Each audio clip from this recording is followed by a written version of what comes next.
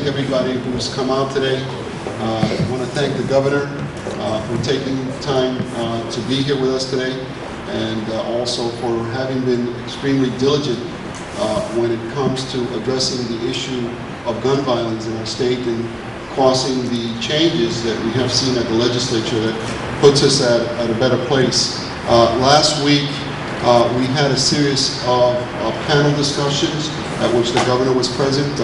We received in our city Congressman Thompson from California, who heads up the gun violence task force that is aspiring to get several acts through Congress that will assist this city and other states with the issue of gun violence.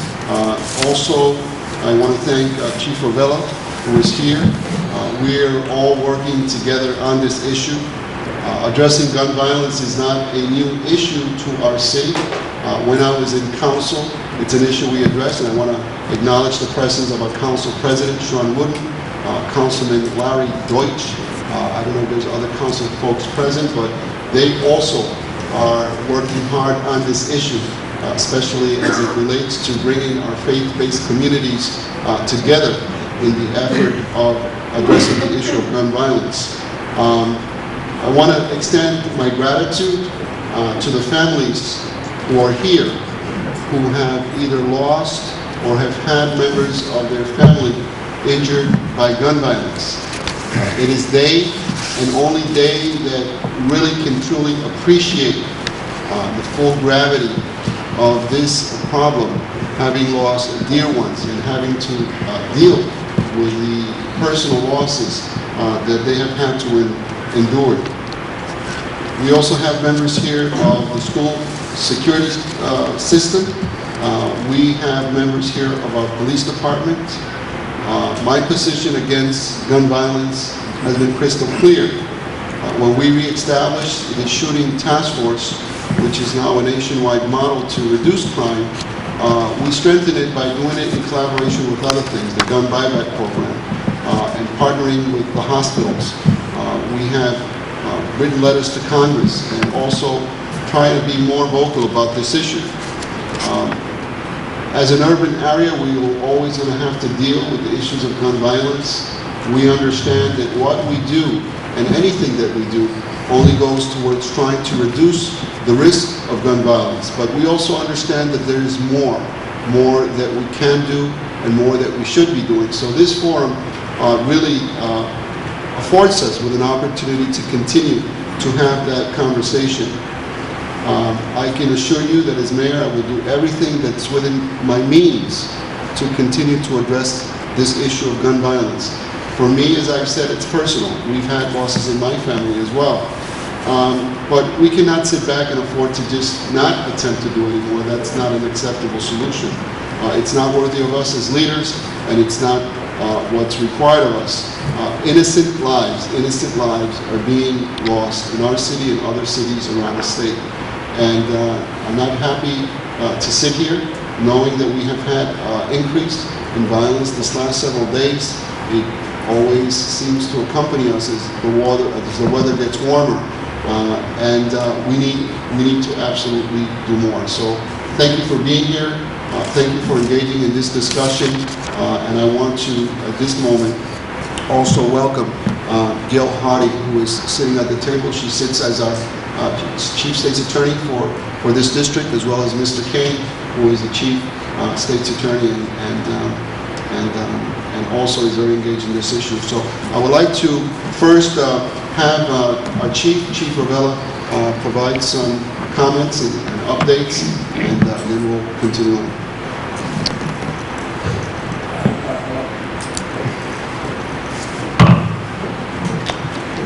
Thank you very much, Mr. Mayor, Governor, Chief State's Attorney, guests, council people. Good morning, everyone. Thank you for coming today.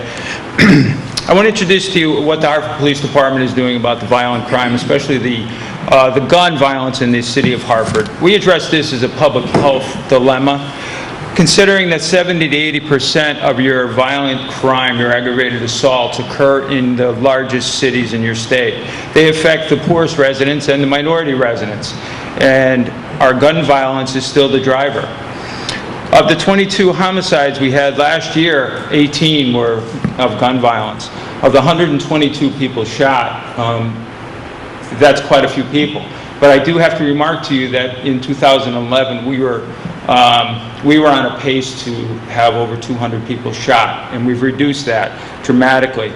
But how do you do that? Our officers respond to well over 400 calls for service that revolve around shots fired per year. That's a lot of responses to gunfire, either by citizens or by shot spotter alerts. And when you seize, in the last 5 years, almost 1,800 guns from your streets, that's quite a few. That's tough for us to reckon with. When we look to where the guns come from, they come from straw buyers. They come from people that are allowed to buy guns and trade them for drugs. They come from suburban burglaries. They end up on the streets, sold for drugs in such a rapid amount of time. It's tough to cope with. So how did we have these reductions over the past year and a half? You do have a shooting task force, and that's a collaboration with a number of federal and state agencies, to include the Chief State's Attorney's Office, the State's Attorney's Office, the Connecticut State Police, Department of Probation, Parole, Correction, Hartford Police Detectives, Manchester Police, and other suburban areas, where we realized that this gun violence is not just unique to Hartford, it spans the region.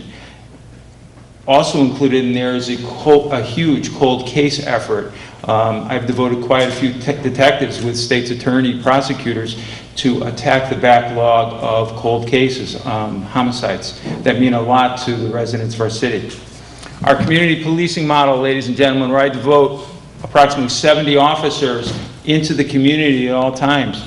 That's a mid-sized police department around the state that are invested into our community partnerships and relationships. They include command officers, they include community service officers, business CSOs, SROs, and they run the gamut down to condition officers and detectives, because we're invested into the community and partnership. Our endeavor will prosper, preventing recidivism through organized supervision, partnerships, and enhanced relationships. 5,000 to 6,000 probationers in our city, and we realize that these probationers are our next victims and they're our next shooters. Our CSOs team up with our probation officers, and we're 17% better than recidivism rates around the state. That's remarkable. And it comes with having our probationers get driver's license, education. It's a win-win for both of us. Our best relationships have come with the mothers of the probationers, or the sisters of the probationers that want to keep them out of trouble. Our DMC, disproportionate minority contact with the school board, where we're interrupting the pipeline from high school to prison, reducing the amount of school-based arrests. That's important to us. Our faith-based initiative, and people often ask me, well, what do you expect to accomplish with this, where we put together over 50 places of worship? It's not where you worship geographically, it's where your parishioners live. And I smile and say, well, anything they can do can help us, because these are the partnerships, these are the relationships that we want to form. The police department is opening their doors to releasing information about violent crime, hoping that somebody can have some effect on either retaliation or comfort for the family. Our gun buyback program has exploded this year. We're planning on 3 of them. We have, I believe, up to 8 different partners, all that want to take guns off the street. And we're now targeting handguns. We are targeting handguns because those are the guns that we see on our streets often. Project Longevity. Even though U.S. Attorney David Fine is retiring, the U.S. Attorney's Office is committed to continuing that program. And that's, we're going to impact both victims and defendants on that area. We're going to tell them how they impact our families. They impact the victims' families. They impact the defendants' families for life. We're going to tell them that the police department, if you leave your gun at home, you're going to do much better for yourself. We're going to open doors for education for these young men and women, because those are the people in this gun buyback. Our PAL program is our slice of our 1 to 3,000 kids, and I respect all the other agencies out there that are slicing off groups of children, because we can't keep growing these offenders the way we do. Our domestic violence initiative is actually looking at children around domestic violence, because they drive our aggravated assault numbers as the years go on, 5, 10, 15 years down the road. So, to date, we have 7 homicides in the city, and we're running neck and neck from last year, our gains of last year. But I do have to tell you that at this point last year, there were 39 people shot in Hartford, and as of today, there are 28 people shot. We're 11 to the better. 11 less victims, 11 less doctor bills, 11 less hospital visits, and we're proud of that. But I do have to tell you some sobering facts. The robberies are increasing at such a rate, and I scrub the data constantly. Robberies to me are, even though there's violence in there, they're a predictor of violence to come. And I'm doubtful that we can continue our continued success. We call that sustainability in our field. We've made some great strides, so we have to enhance our community relationships and our partnerships. Thank you very much, everyone, for coming today and listening so intently. Mr. Governor? Thank you, Chief. And before we introduce the governor, we are going to have a period for questions and answers after we get through the panel. So please bear with us. I want to introduce Governor Malloy. He has been a partner in this effort. So much of what we need needs to come to us by way of changes in state legislation and national legislation, and he's been a true advocate for that. And we continue to strengthen the partnership and make sure that we do what is required. Mr. Governor, thank you. Is this on? No? Mayor, thank you very much for inviting me. I will tell you that it is 10:25, and I probably have to be on the road at around 5 after 11, so I'm going to make this quick in the hopes that I can hear from some folks as well. By way of explanation of who I am beyond my role as governor, and maybe we'll talk about that in a minute. I was a mayor of an urban area for 14 years, an urban area that didn't have as high a crime rate as this city, but had a higher crime rate because it was urban in nature than the average community in the state of Connecticut. We were successful in lowering crime by 67% at one point during my administration. By the time the administration was over and the Great Recession had begun, we were at about a 61% overall reduction in crime, and very significantly down in assaults and in homicides.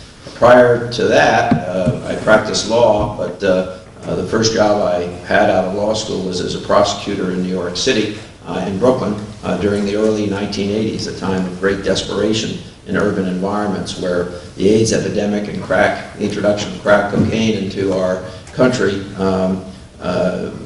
was cataclysmic in large urban areas. And we saw an explosion of crime during those periods of time. We also saw an explosion of hopelessness. And that perhaps brings me to where I want to start this discussion personally. I'm doing everything I can to end hopelessness in the state of Connecticut. And that very much begins around the issue of education reform. There is a certain reality in Connecticut that if in large urban environments you fail to properly educate and or graduate 40% of your students, the vast majority of those students being young male, black, and Hispanic men, then you are reasonably predicting a higher than normal and higher than acceptable crime rate and homicide rate, for that matter, on an intergenerational basis. Just wrap your mind around that. Because we fail to do the things that we know work in our educational system, we are predicting an intergenerational crime wave, generation after generation after generation. So a lot of my efforts on education reform are very much tied to what would otherwise be predicted in a society if we don't change the way we've been educating our young people.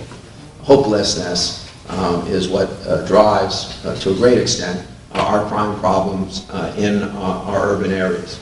Hopelessness that also comes about as of a failure to get a high school degree, perhaps take other job training or go on to college if that's a real option.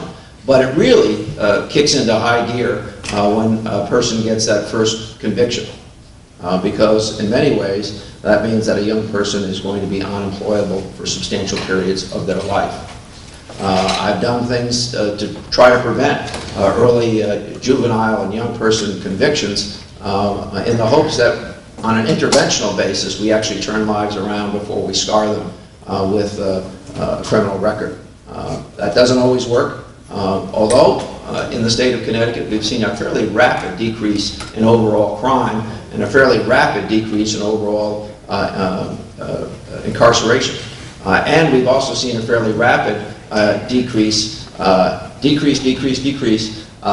recidivism. All of those things point to the fact that we're having some success. But obviously in places like Hartford and New Haven and Bridgeport, we have to generate a lot more success, although I applaud the successes that we've had in working together, state, federal, and local officials. We have so much more to do, particularly when you wrap your mind around the fact that here we are not yet halfway through May, and we've had 7 homicides in this community, 6 or 7 in New Haven already. Their homicides are actually up this year. Similar numbers, I believe, in Bridgeport last time I checked. So whatever we're doing is something, but whatever we're doing is not enough.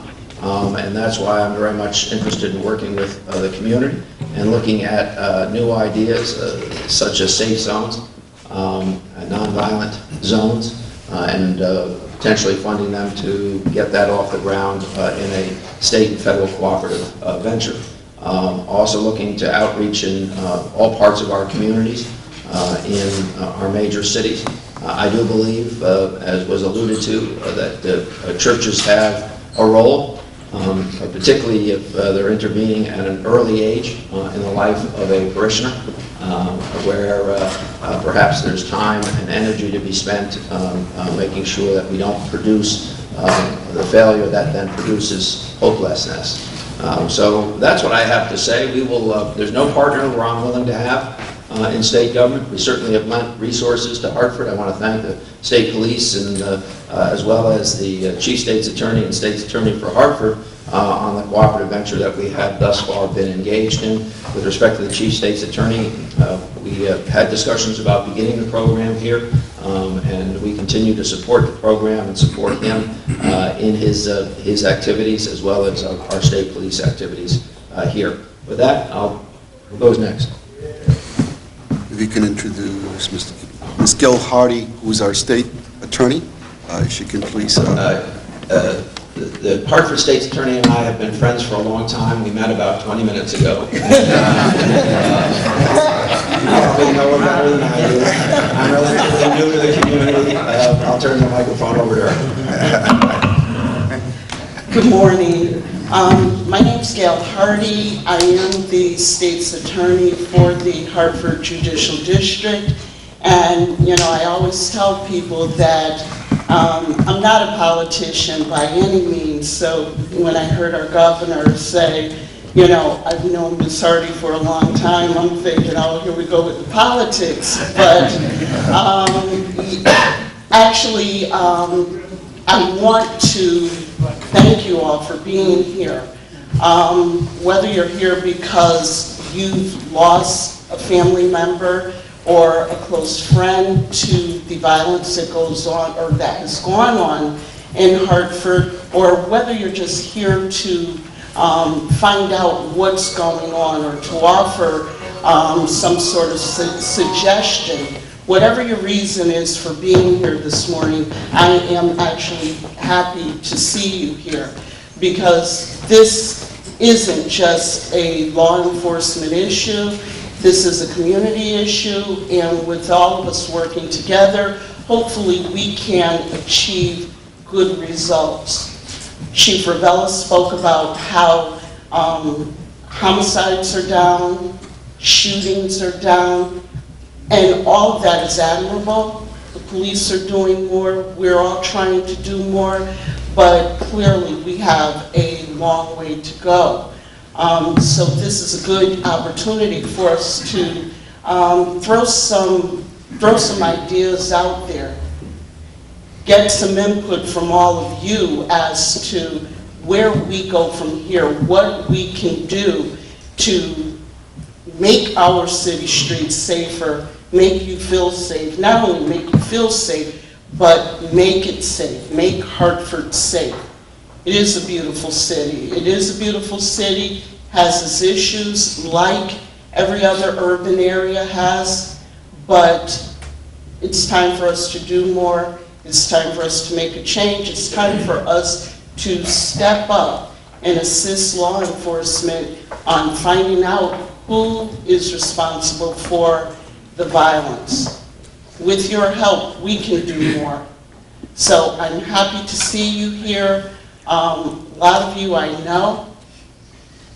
Those of you who I do know that you are welcome to come to my office. You're welcome to call my office. You may see me out in church or wherever, but I welcome you to come up and to just offer your suggestions at where we go from here and how we get to a point where Hartford is one of the safest cities in the state.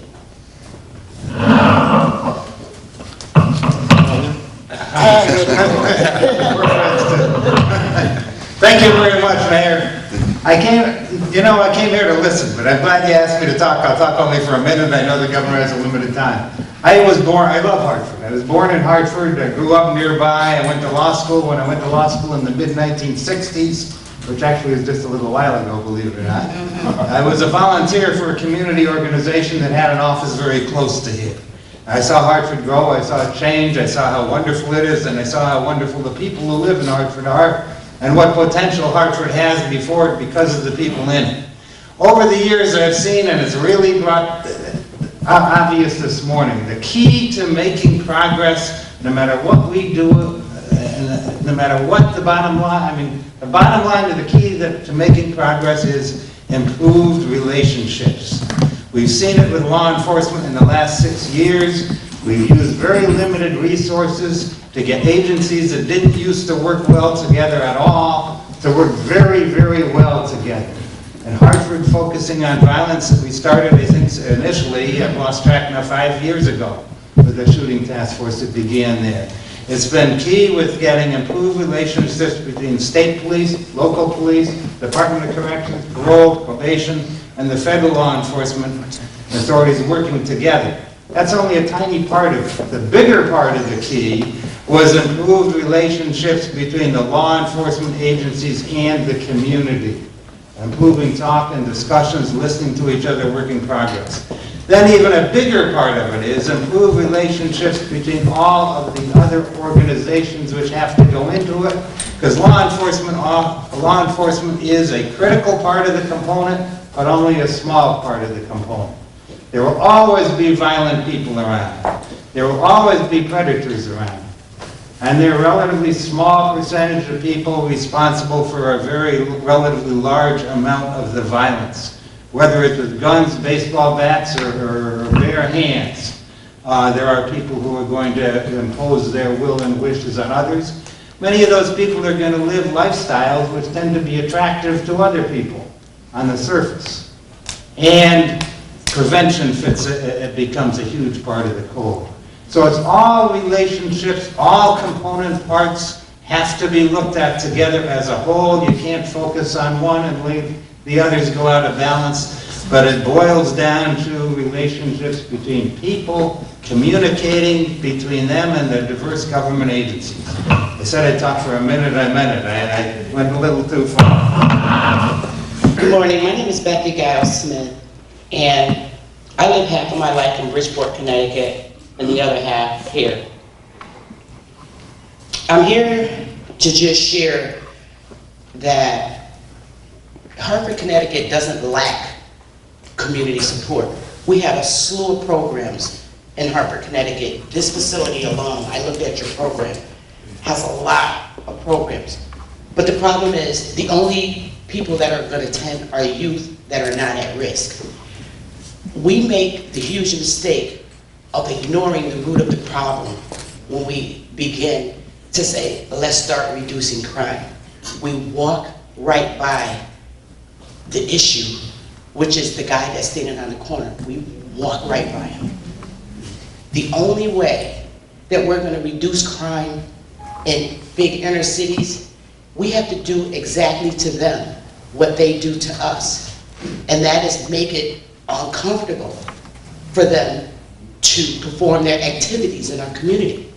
And the only way we're going to do that is if we flood our neighborhoods with police officers. That's what's going to make them uncomfortable to sell drugs and shoot guns. That's the only source. People are afraid to come to the police and tell them, we know who's selling drugs, we know who's doing this. They're in fear of their own lives. We don't have any resources to help us. And that the only way we're going to do it is if we flood our communities with walking police officers. We have to make them feel just as uncomfortable as they make us feel. And that's the only way it's going to reduce crime. Not one more program is going to help, because they're not going to be the ones to join those programs that try to transition their lives. So I just want to have the panel give some input. One of the things that I've done with this budget is there is an increased request for, obviously, our police department, because we want to make sure that our community has adequate services from the police, but also we understand that some of the services incorporated within the police budget goes toward our youth, health, for example. With respect to recreational facilities, there is a request to increase the hours of operation for the recreation centers, with the hope that we can expand a little bit more of the programming for the young adults. But it is an issue, and it's one that I want to ask both my chief and the governor and others here at the table regarding what additional resources are required, or what additional resources can come to bear, because as I look around the room, there are people here who have been pleading and begging for years now to be part of the equation, to be part of the solution.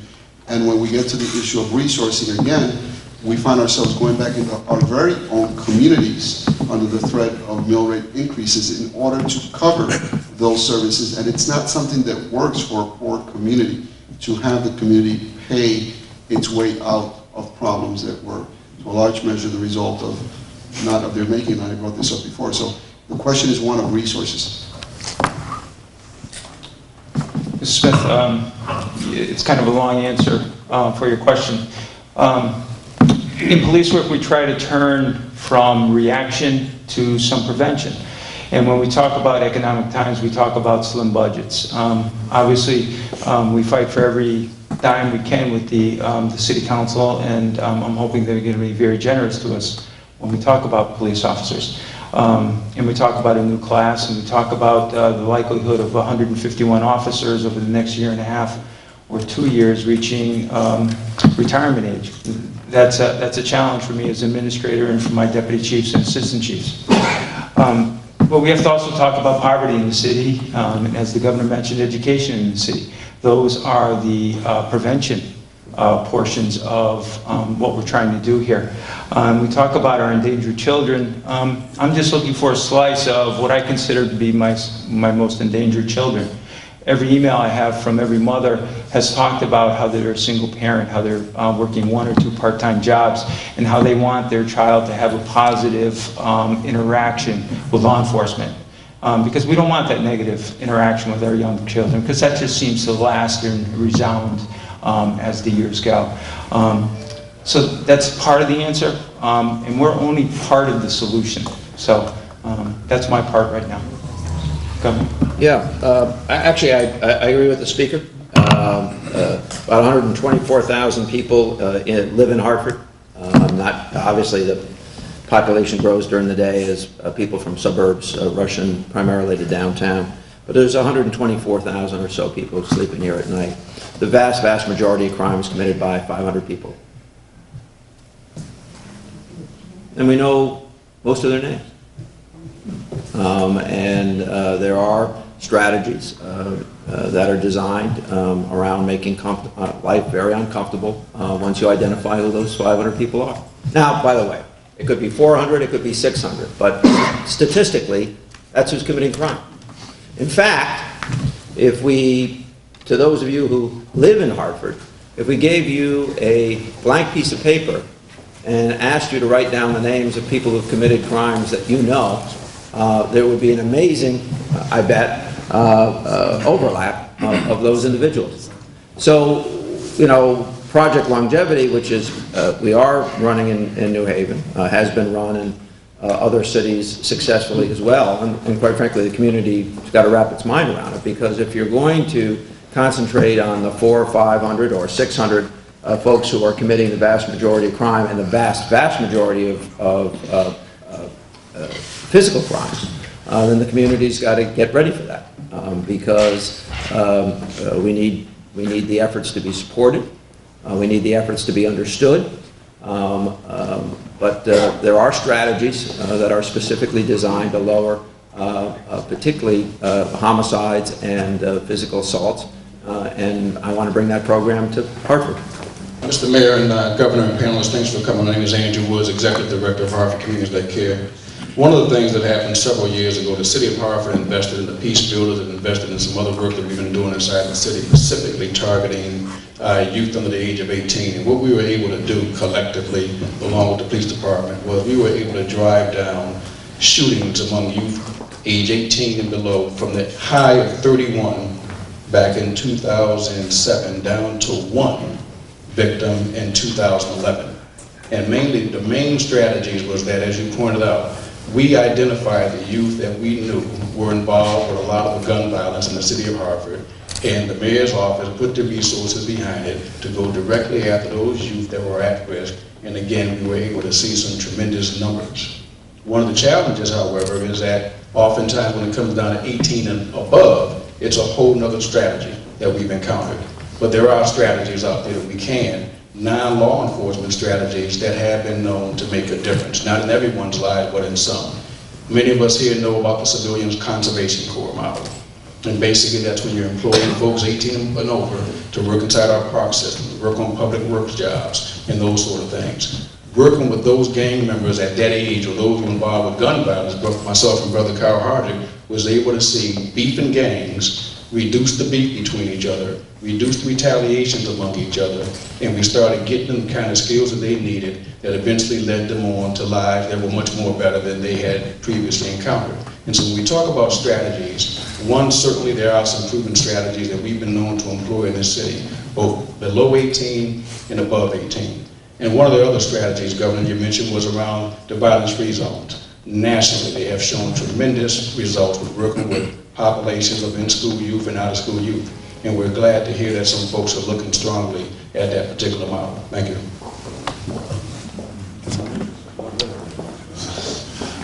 Good morning. My name is Kenny Jackson. I'm from Bridgeport, Connecticut. I'm an ex-offender who got out of prison. I took a life. And I not only took a life, my son took a life, and we took a life on the same street. And now, as a father, emotionally I live with that each and every day, because a father wants to be able to talk to his son about going to school, being productive. And me and my son, we empathetically console each other behind our act. And I've been up and down the state going to different panels and stuff like that. My thing is this, I was at John Jay College when we spoke there, and I rose the question about the interest of working with ex-offenders, because you mentioned organizations and stuff like that. There's change agents who've gotten out of prison and who are looking to make a difference and clean up the mess that some of us created. So we're an organization as well. So we need to be at the table. You know, we need to be called upon as well. You know, every issue isn't a law enforcement issue. I'm in the streets of Bridgeport each and every day, and even flooding our cities with police, there are still some arrogant police who take on the role of being the bullies that changes the mindset of youth who want to be police officers. So there needs to be more officer-friendly type relationships. There's a lot of officers who are in shape to play basketball. Okay, so police department can challenge the community in a basketball game. That's a small thing, but it will create a relationship. You know, and Andrew mentioned the violence-free zone. And we're looking to collaborate with New Haven, Bridgeport, and Hartford and try to go after resources for that. You know, I'm in the schools each and every day in Bridgeport. I've broken down certain barriers as an ex-offender getting out of prison. And our Fresh Start initiative for family reentry has other brothers who've gotten out of prison in key roles. Because it all boils down to getting a check, being able to provide for your family, and if there's no employment opportunities for men getting out, they're just going to go back to what they know. So if we can't create opportunities for men who dirtied up the streets to clean up the streets before the police are called, okay, and do things with the prosecutors and things like that, we can all network. We just need to be given that opportunity and be proactive instead of reactive. So let me just because you brought up an important question, and I want to sort of put the chief on the spot here. Before I do that, I want to acknowledge the presence of our public safety chair of the city council, Councilman Kyle Anderson, who's here with us as well today. Thank you for joining us. So Chief, given the long-standing concerns that the community has had regarding building a culture of trust and respect between the police department and our residents, which to me should be one community, what steps are you taking, or what do you plan to do to improve that? Mr. Jackson, you had a lot in there, and I'll address the mayor's portion. When we talk about it all the time, the footprint of the police department being in everybody's business. Well, we don't want that anymore. We can guide, we can organize, but we want to step back. It's not so much being out there in front all the time. In regards to how our police officers act out in the public, it's one of the 4 pillars that we revolve around at the police department: our violent crime, our quality of life, and particularly our children, and most of all, our professional standards. That's been entirely reworked in the police department. It went from 4 investigators to 8.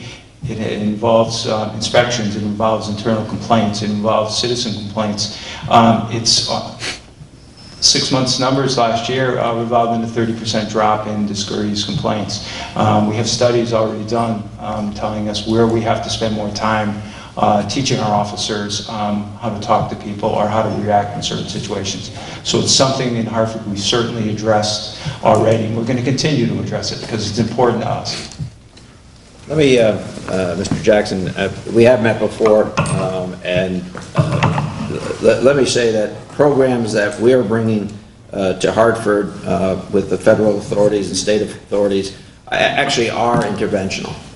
So when we ultimately identify the young people that we need to be involved with the most, they'll all be given an opportunity to make choices about their lives.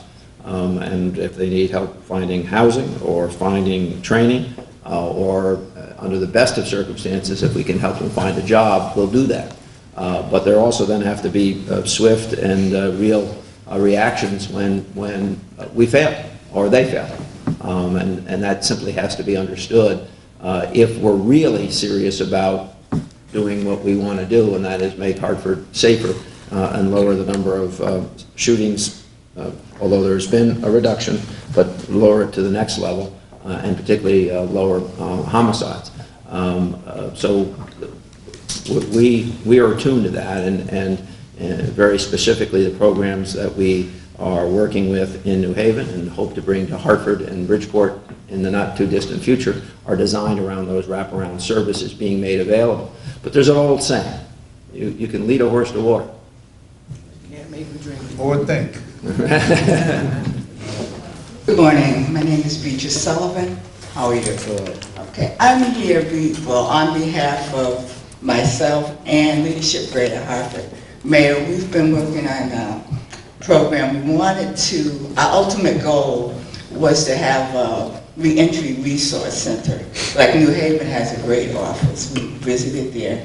Unfortunately, the monies weren't there. We worked with TJ from your office.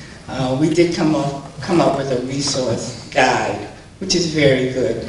But we still have that ultimate goal, and we hope to continue to work with your office as well as the reentry council. So I hope you'll be willing to help us out. Let me just ask, if I can, what is that office? What do you envision? What do we envision? Yeah. We envision a place. I can project better. Much like what New Haven has. We did visit New Haven. They have like almost a one-stop shopping place. Those returning from prison can go there if they don't have an ID, if they need for job training, for job resume help. Yeah, I'm going to ask a member of my staff to give you her card. And one of the discussions we should have is with the court system on that. Okay. And like I said, we're still planning. We do have a reentry council, and we're going to be working I haven't given up, or none of us have given up on this goal. Well, Okay. I'm not saying anything more than I'm intrigued, and perhaps we should get the court system involved in the discussion. Thank you for being intrigued. Okay.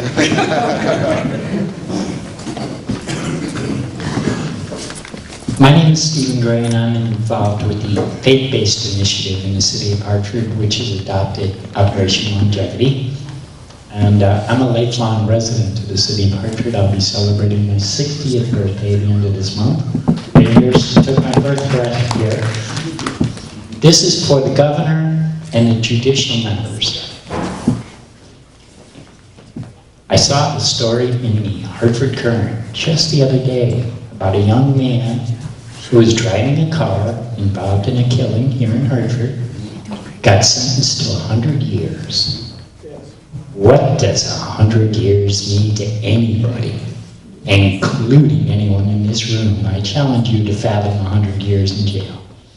That's the end of your life. So I'm wondering if the governor and Mr. Lawler might be interested in looking at sentencing procedures. And because he spoke so eloquently, Mr. Jackson, who is sitting in front of me, that could be part of the sentencing guideline for ex-offenders, getting them involved in programs before we're released. That gives them a reason to live when they get out, also, instead of just dumping them out on the streets. I'd like to see some action taken on the sentencing guidelines. Thank you. I'm nearly 60% of the way there myself. You know, I've worked on this issue of reentry and what do you do with people who come out of jail. It's one of the reasons that we pushed through a series of steps that are designed to encourage people who are in jail and are actually going to get out because they have substantially shorter sentences to finish their education, to get mental health services, to get drug or alcohol services while they're in prison. We know that if they get a GED or they take seriously their addictions while they're in jail, when they come out, they'll stay out of jail, or they're much more likely to stay out of jail. We've built in a system that recognizes that and encourages it. That did not exist in the state of Connecticut until about 1.5 years ago. With respect to additional services under difficult times, we're trying to address those. State of Connecticut needs to build additional housing. We're addressing that issue for the first time in a long time.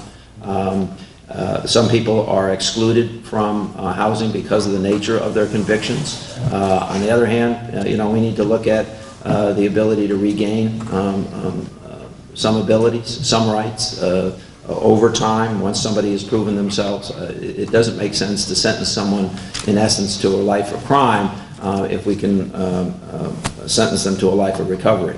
So we're doing, you know, I think Mr. Lawler and his team are doing a good job of identifying best practices from around the country and including interventional services tied to when people are reentering the community, particularly when we know that that person reentering the community is most at risk.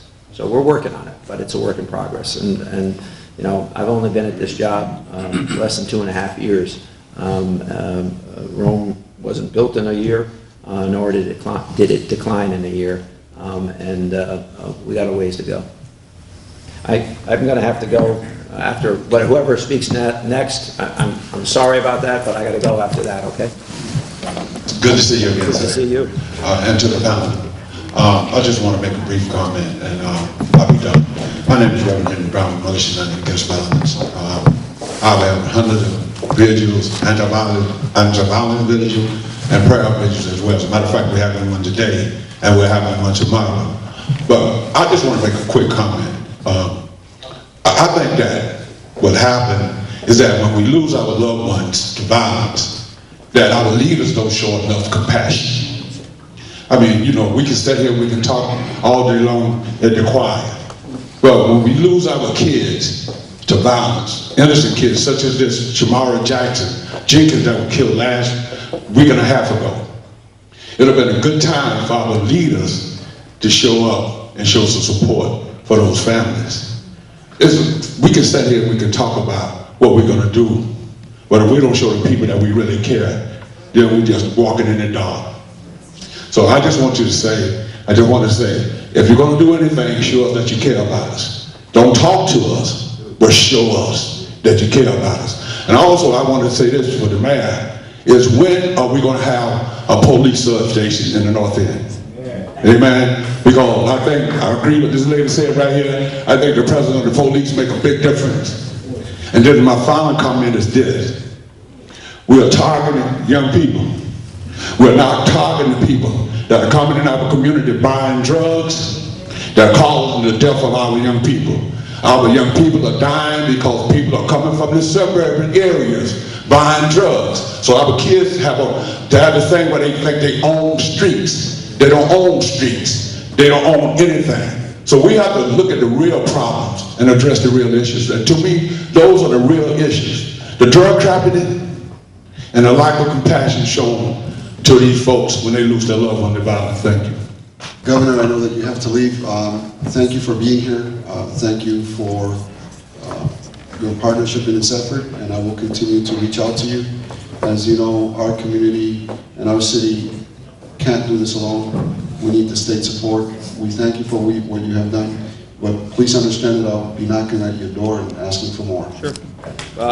You and a lot of other people. Let me just have it, and then I get. Listen, again, I apologize. I've got to go on to another meeting, but I know this discussion will continue. You know, a lot of important thoughts and views and emotions have been demonstrated today. I very much appreciate it. It's none of this is new to me. You know, as a mayor for 14 years, I experienced it. As a prosecutor for 4 years, I experienced it. As a governor, quite frankly, I've experienced some things that I thought I would never experience. On the other hand, we remain dedicated to what we have to do. I will say that compassion is important, but you know, we and those of us living in Hartford have to recognize we have a real problem, and we've got to get involved as adults. We have to be vigilant. Recognizing you have a problem when your child is lost is too late, and we need to be demonstrating the commitment to accomplishing that which we need to accomplish for Hartford to flourish day in and day out, 24 hours a day. And I can assure you that the issue of violence and crime is never far from my mind. And that's why we look for the best practices in the nation. And that's why it's our intention to bring some of those to Hartford. Thank you all very much. I got to run.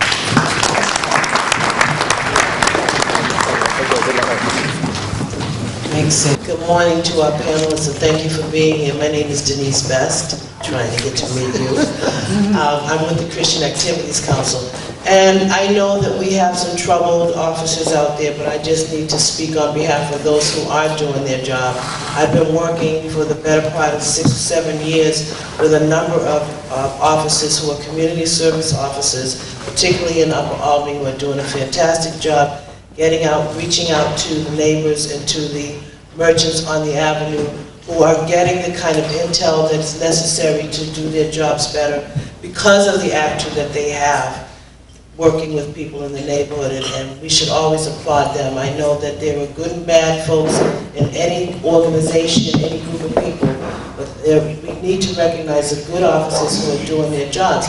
And in working closely with these gentlemen, either on the Upper Albany Weed and Seed Steering Committee or my own Public Safety Task Force that meets monthly, one of their concerns is with sentencing, not the 100-year sentencing, but the revolving door. They're concerned that these kids, when they're arrested, say, ah man, I'll be right back out.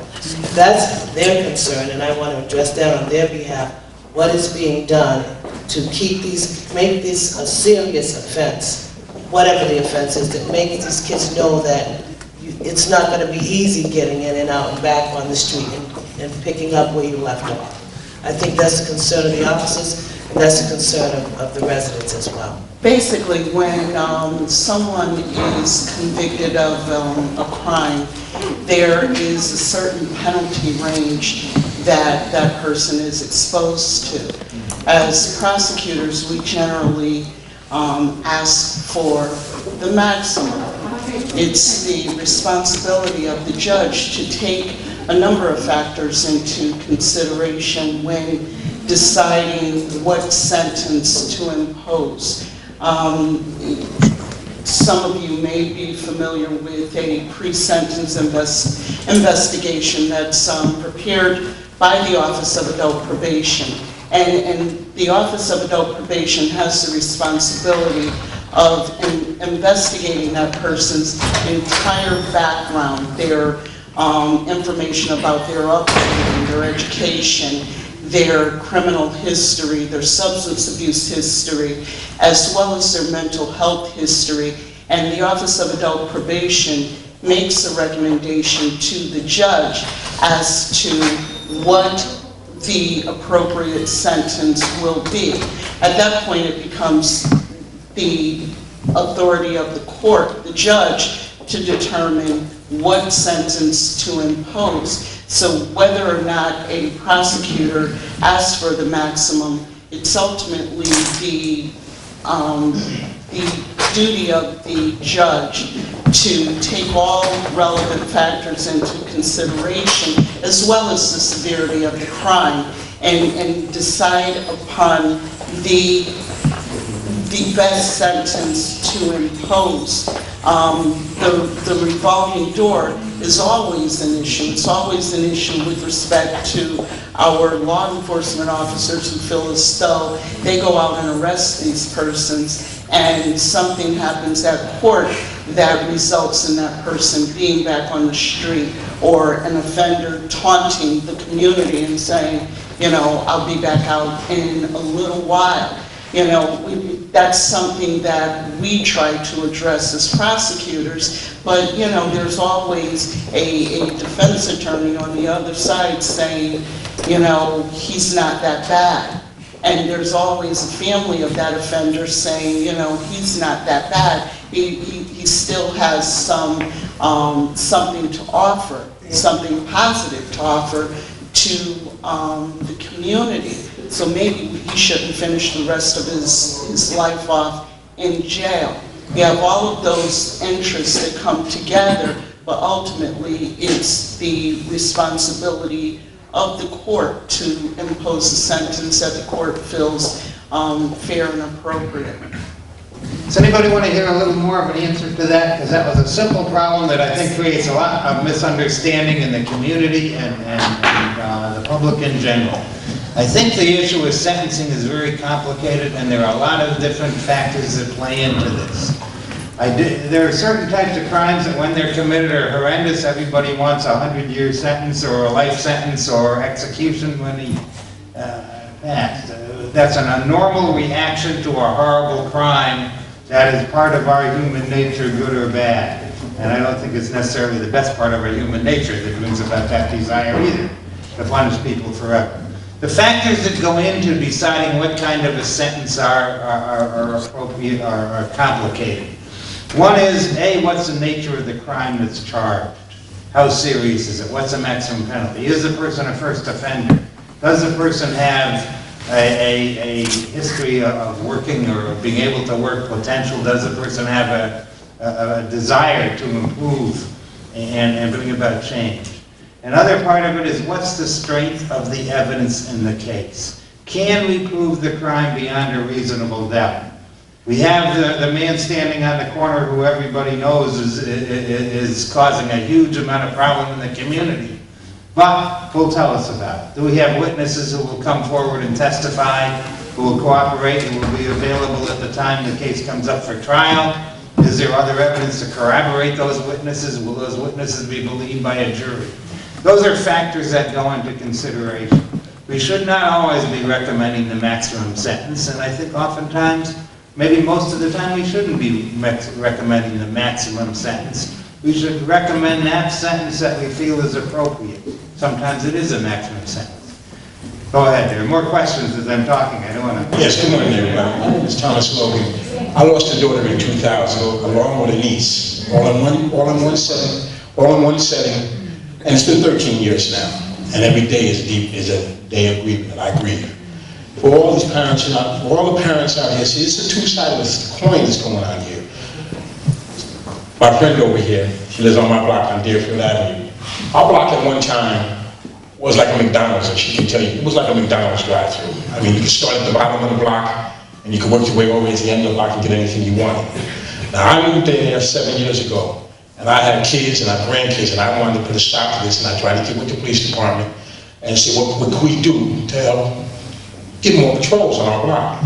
And they offered their opinions and everything, and it worked for a couple of days, but it seems like, as always, everybody's interested in doing something at the moment that something happens. We're all, like right now, we're all in here because of the killing of the young man on Blue Hills Avenue last night, the 2 killings, the 7 killings before. We're all here now, we're all hyped up on emotions about what went on last night and what went on then. But we gotta carry this on after the person gets to 100 years. Fortunately, the young man that killed my daughter and my niece was my daughter's baby's father. And he got the death penalty. I don't believe in the death penalty because it doesn't solve anything. I don't believe it. That's my opinion. I battled with my family and their families over my opinion of the death penalty and everything and what he got. It doesn't serve us as a community to keep locking up our kids, our young men and our kids, and throwing the key away and giving them no help. The other thing is, I heard the state's attorney say that there's programs in prisons for them to get their GED, get drug counseling and all this. But when they get out, and even if they don't go to jail, they get that mark on them, and they get. I have a son. He made one mistake. He made one mistake 12 years ago. He made one mistake 12 years ago, and he's still paying for that mistake. Every time he goes to put on an application for a job, there's that box. Have you ever been convicted of it? Have you ever been? Now, you don't sign it, you don't click it. You may get the job, but the whole time you got the job, what are you doing? Looking over your shoulder? Who's going to come in here that knows me, that knows what I might have done? Now they're going to tell my employer, and I'm out on the streets again. All this boy wants to do is work. He has 2 kids, and all he wants to do is work. He doesn't want to be out here doing what he's doing. He wants to work, but he can't work because everything revolves around the one mistake. Now you say that when you go to jail, this is what I've heard since I was a little boy, you pay your debt to society. So you get sentenced 30 days, if it's just 30 days, you get sentenced 30 days, well you paid your debt to society. So why can't you come out here and get a clean bill of health? And get a job, and be able to live like we want to live. You're sitting up here and you're telling the community and you're telling these kids, get out here and get a job. But 75% of our youth out here have that one strike against them. So they can't get a job. So what are they going to do? What are they going to do? They're going to keep doing what they know to do. It's not right. I'm not condoning it. I don't condone anything that's going on. It's not right, but it's a fact. It is a proven fact that you're constantly punished for something that you did. Sam, I just want to respond to that. And you're absolutely right. We have a substantial number of our youth that are locked in and trapped. We've started in the city to make a ban-the-box effort so that at least from the city as a corporation that represents the people of the city, we don't discriminate against people because they've had a previous arrest conviction, so that's not asked at the moment of application. We need to extend it, and I need to work with council to try to extend that to contractors and employers to open up more opportunities there. And we also need to make sure that in the capital improvement budget that I submitted, and I've been very clear with council, there is some opportunity to leverage the dollars that we spend, whether it's millions of dollars that we spend fixing sidewalks and streets and parks, that we can incorporate a training component along with whoever the contractor is, so that we can start creating more opportunities. Now, obviously, the number of jobs created, because again, here we are in a situation where we have to come up with the funds as a community to resolve issues of discrimination and things that have impacted our community for which we are not responsible. So obviously we can only do so much there, but I think that the message is to continue to give hope that we are doing more and more in what is possible. The other piece of it is to break the cycle of those things occurring, as the governor said, and I think as council is committed, and I am, is to make sure that the educational system does its maximum. We have a budget, after we provide the Board of Education with the resources from the city, we only have $250 million out of a $543 million budget. The Board of Ed ends up with $410 million, city ends up with 250. So we have to start looking as to how to also leverage opportunities and have the educational system fulfill its responsibility as well. Good morning, everyone. My name is Angela Freeland. I'm a resident of this community, and I'm here to speak the community and my family. I'm also representing my son, who is the president for Unity, which is a non-profit organization who is out here trying to help people and trying to help the community. Okay, what I wanted to say is I see a lot of young people every day. I see one today who was recently released from prison, can't find a job. Right now he's homeless. Okay, a lot of these crimes do come from the people who are hopeless. Okay, and if they can't take care of themselves, they want to result to crime, which is sad because some of them are not bad people. They just don't have a way out.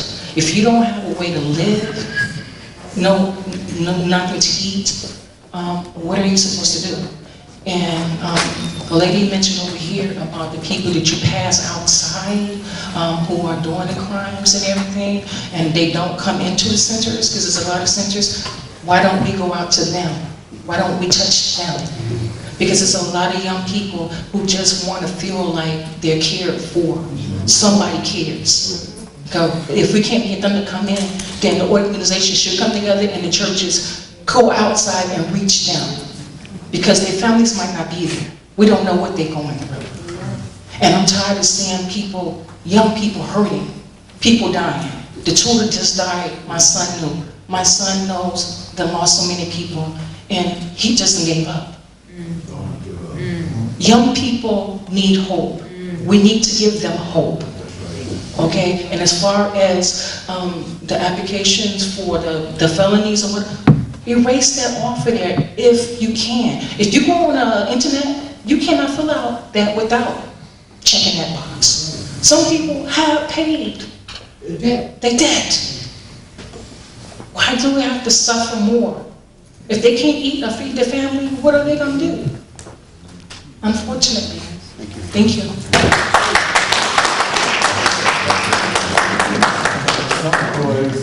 Yeah, final life. Mr. Mayor, Chief, State's Attorney, and honored guests, this is, you said, Mr. Mayor, exactly what I was thinking, and that is jobs. They've taken the technical schools out of the educational system. And there are some young men that want to learn how to fix a car, automotive. They want to learn how to be a plumber. There are some that want these skills, but they've taken it totally out of the school system. And 30, 20 years ago, that was a real plus. For some people did not want to go to college, but they offered those kinds of services and skills. Now they're out trying to find things to do and they can't. So one of the things that, and summer is coming, and so I know the police officers, our community should be totally aware, and we shouldn't just sit back and wait for the police officers to do all the work. Because as a community person, you should be able to know everybody on your street. You should have individual neighborhood blocks, and you should not wait to go to an NRZ meeting. You should not wait to go to another meeting. You should be working within your community on your own street. And you should know who's next on the street over next to you as well. Because your children are intermingling with individuals that may not have the same heart. And the hearts are not right. And so one of the things that I want to really speak about, and which is really a call to action for the community, not just for the police officers, for the community. You have to stand vigilant now. And you have to stand firm on your own streets. You have to take back your own communities. They did it before, and we can do it again. Don't wait for these organizations to do what you can do as an individual. Don't wait for them. They come together, they argue, they fuss, and they fight. But let me tell you something. You have to take back your own. You want to save your children? You have to do it. Thank you, Mr. Mayor.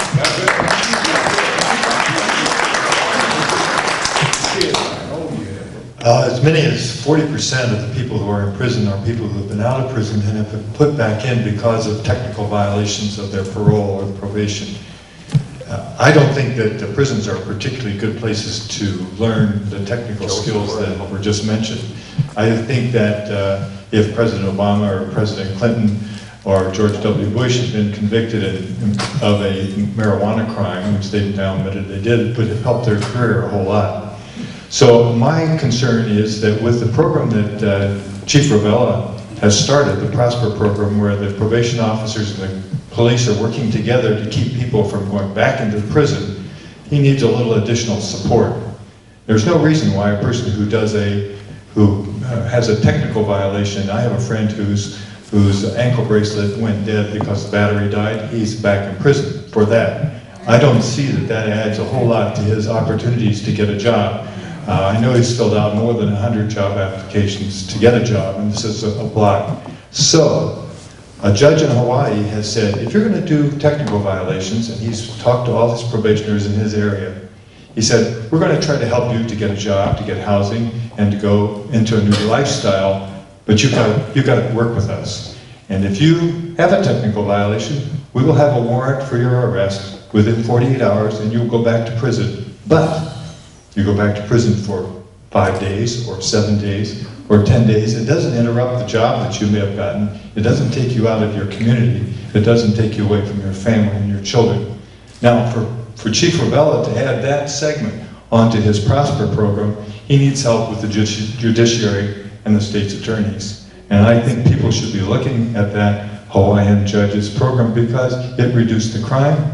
It reduced the crime of people who were doing petty crime. As the chief said, those kinds of crimes have increased in the city.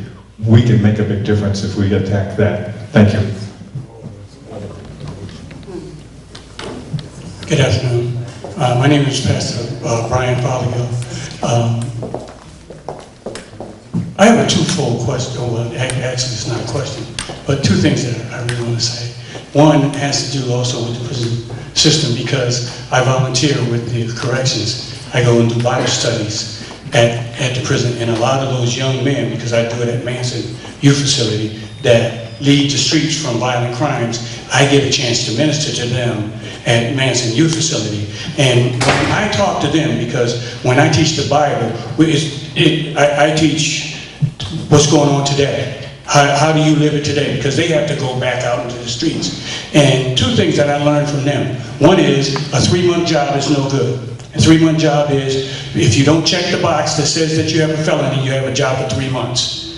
If you do check it, you don't get the job. So they don't check it, so they work for at least 3 months. And then they're fired because they are called in and they say you didn't check this box after they've gone through their investigation. Secondly, the issue that I have with our community is that the federal government has a program that says, if you see something, say something. How come our communities can't say something? It's like this. I grew up in Bellevue Square. I grew up in Hartford. All right? I knew what was going on in Stowe Village. The community knows what's going on. That's right. We need a program to allow people to be able to talk about what's going on. You turn the light on, the roaches are running. Turn the lights on in the street in terms of information. So if information is passed freely, so people are not worried about what's going to happen to them tomorrow, these things are stopped. I can't do anything to you if somebody knows that I did it and is going to say something. We need to be able to talk. We need to, it has to do with our churches. It has to do with our employers. We need to allow people to be able to express themselves about the things that they know about and the things that they've seen. If you talk about it, it won't happen. It won't. If I know I'm going to get caught, I'm not going to do it. I'm only going to do it when I think I can get away. And if I got that whole idea about snitching, that's the worst thing that happened to our community. Ain't no such thing as you're not supposed to snitch. No, you say what's going on. Because if you don't, it might be your brother tomorrow. And then what do? Or your son or your daughter. See, we have to get to a point where we're not afraid to talk. And that's something that the city government and also the community, our churches, our employers, the grocery store, wherever it is, we need to start some kind of program where we're not afraid to say what's going on in our community. Good morning, everyone. My name is Angel Baez, and I'm a supervisor with Youth Challenge. And I just like to inform the panel that we're in the forefront in trying to combat crime, as well as drug addiction and gang violence. Most of the staff of us at Youth Challenge are former gang members. I'm out of New York, and I too spent 25 years in the penitentiary. And I come out and I've done something with my life. And this is what I want to pass on to other people. All I'm asking you is give us the chance. I'd love to work with the courts, the police department, help me to rescue a life that maybe I could prevent from going the way I went. Thank you for your time. Good morning. I'd like to thank the panel. It's very informative, but there are some things. I'm in the street every day, twice on Sunday. I get calls 4 o'clock in the morning for someone on Vine Street to escort them to Pliny Street because they're afraid they're going to get shot.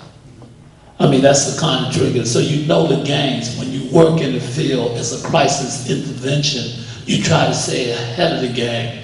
You know what's out there because the street changes every day as we talk. It's changing. The leadership changes. You have people coming out of prison. You know what's happening. I can't tell you this. If you're engaged in the street, young people will talk to you. They're not going to talk to the police because they're not comfortable with them. But they'll talk to me. They'll come to me and say, look, yo, so-and-so have a bunch of guns up there. They depend on me getting that information to the police officer. Who shot who? But if you're not engaged and you're just going to do a drive-by in the street, you're not going to connect. These young people, they're raising themselves. They have to navigate. So they got to be careful to who they talk to. They're not going to just talk to anybody because they don't know the results of that. But if you're in the street and you're there and they think that you're real, they will talk to you because they know their life depends on it. So I just want to say this. We do need people in the street. Violent-free zones will work. What he talked about. We created them. I'm the one that put the concept 11 years ago. I gave the bill to Eric. Eric never funded it. He passed the bill, but he didn't put any money in it. So now, 11 years later, the governor's talking about putting money in. Thank you. My name is John Thomas. I'm a Northeast neighborhood resident. Lived in Hartford all of my life. I've been part of the problem. I got recovery. 4 years now, I'm part of the solution. So I tend to want to focus on solutions.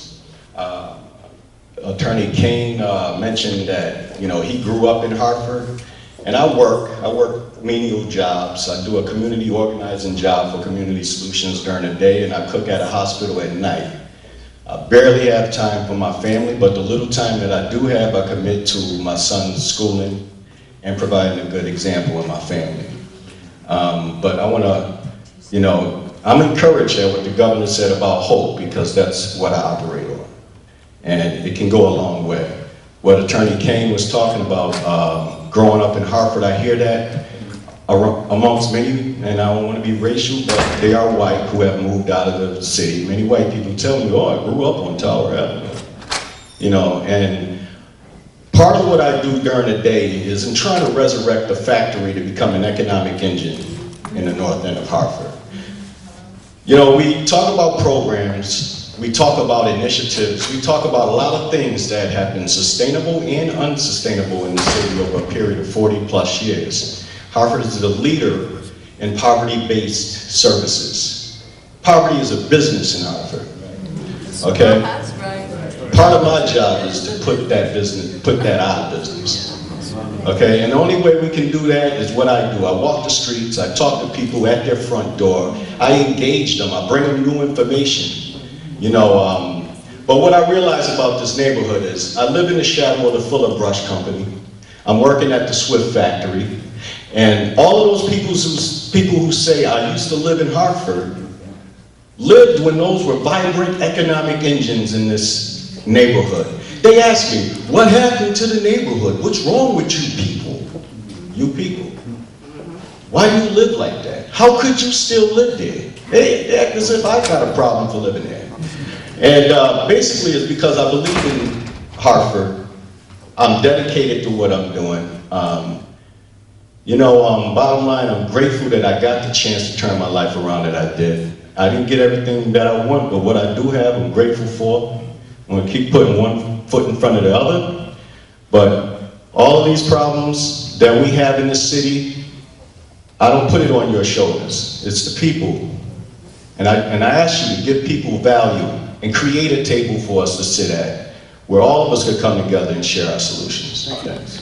Good afternoon, everybody. My name is A.J. Johnson, and I'm the Vice Chair of the Northeast NRZ. And Darlene and I, would like to thank you all for coming out to the Northeast and being a part of this discussion. And let this not be the last time. There should be stuff like this happens in our NRZ all the time. We discuss this stuff, and we don't have half the people that come. So if you're that concerned, please make it your business to come out to our NRZ meeting so we can help the problem. It's all right to talk when all these folks are here, that's great, but we can handle our own problem inside our own NRZ in our area. My first question to you, Mr. Mayor, is one, we talked about ban the box, and my question to you, first question is, what are we doing on the state level to make sure ban the box gets where it needs to be? My second question is, a lot of these young people have multiple people who have died that are friends and that are family, and death is a traumatic event. And I know you have a social work degree.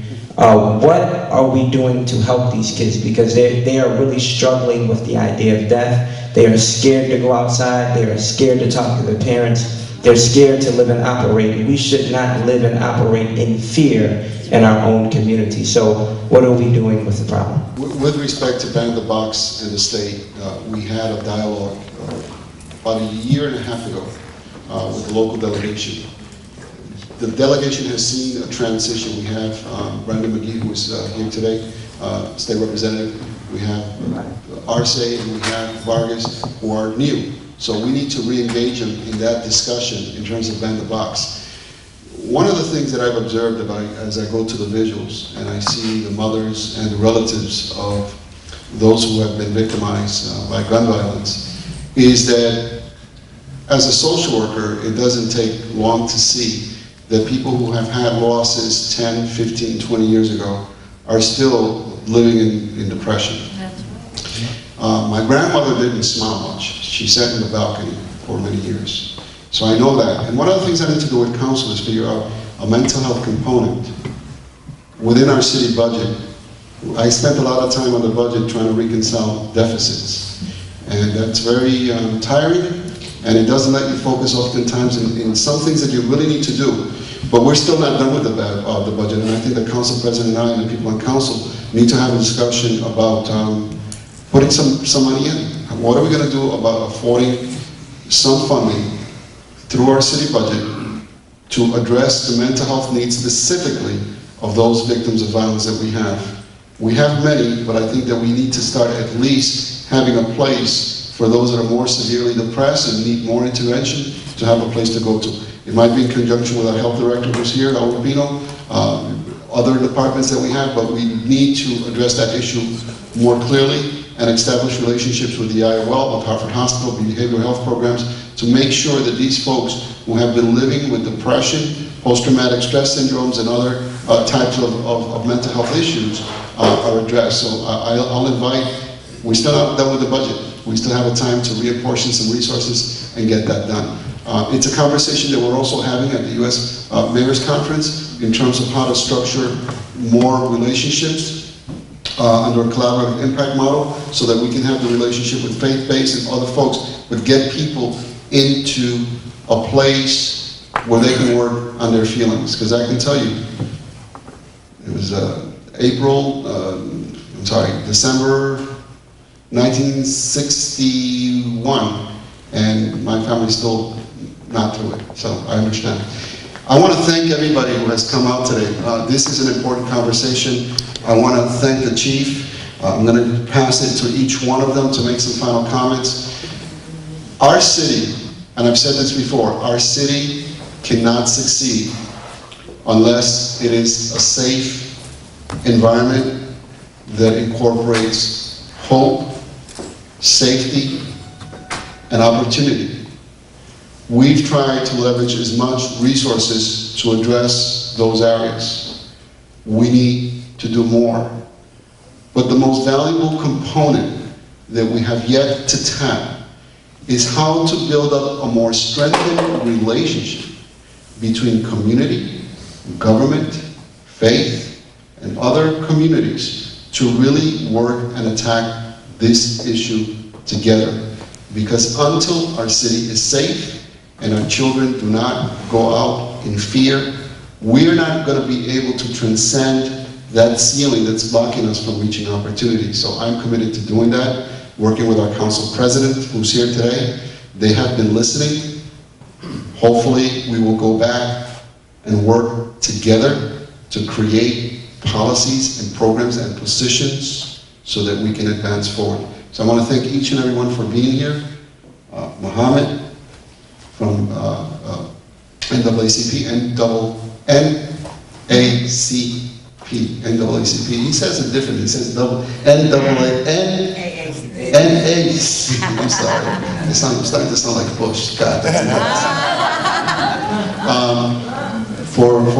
For also helping out with this. I want to hand it out to each one, and then if the council members have something briefly to say. Nothing. Okay, let's wrap it up. Ladies and gentlemen, thank you very much for coming this morning. What's important for me to share with you and for you to believe is that your police department is with you. They stand with you for your communities, for our communities. The doors aren't shut anymore, folks.